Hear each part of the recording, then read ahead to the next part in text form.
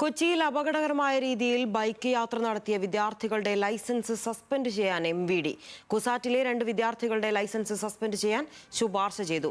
ബൈക്കിന് പിന്നിൽ പുറംതിരിഞ്ഞിരുന്ന് യാത്ര ചെയ്ത യുവാവ് പിന്നാലെ ഹെൽമറ്റില്ലാതെ വന്ന സഹപാഠികളോട് സംസാരിക്കുകയും ചെയ്ത ദൃശ്യങ്ങൾ സമൂഹമാധ്യമങ്ങളിൽ പ്രചരിച്ചിരുന്നു. വിവരങ്ങളുമായി സഹിൻ ആന്റണിയാണ് ചേരുന്നത്. സഹിൻ, ദൃശ്യങ്ങൾ കാണുമ്പോൾ തന്നെ നമുക്ക് പേടിയാവുകയാണ്. എപ്പോഴാണ് സംഭവം?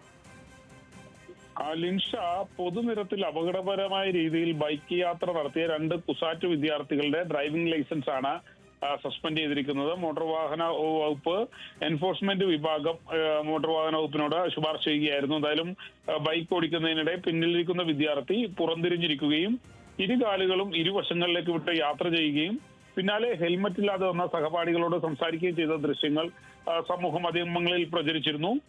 ഇതിന് തൊട്ടു പിന്നാലെയാണ് എൻഫോഴ്സ്മെന്റ് RTO വിദ്യാർത്ഥികളെ വിളിച്ചു വരുത്തി പരിശോധന നടത്തിയത്. നിയമലംഘനം സ്ഥിരീകരിച്ചതോടെ വിദ്യാർത്ഥികൾക്ക് പിഴ ചുമത്താൻ ഒപ്പം തന്നെ ലൈസൻസ് സസ്പെൻഡ് ചെയ്യാനും തീരുമാനിക്കുകയായിരുന്നു.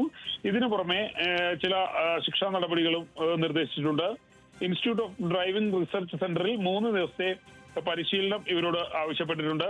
മാത്രമല്ല, മോട്ടോർ വാഹന വകുപ്പിന്റെ 1 ദിവസത്തെ റോഡ് സുരക്ഷാ ബോധവൽക്കരണ ക്ലാസ്സിൽ ഇവർ പങ്കെടുക്കേണ്ടതായി വരും. പൊതുനിരത്തിൽ ഇത്തരത്തിലുള്ള അപകടങ്ങളും ഒപ്പം തന്നെ അഭ്യാസ പ്രകടനങ്ങളും യാതൊരു കാരണവശാലും വെച്ചുപുറപ്പിക്കില്ല എന്ന് തന്നെയാണ് മോട്ടോർ വാഹന വകുപ്പ് പറയുന്നത്. ശരി, നന്ദി സഹിൻ ആന്റണി വിവരങ്ങൾക്ക്.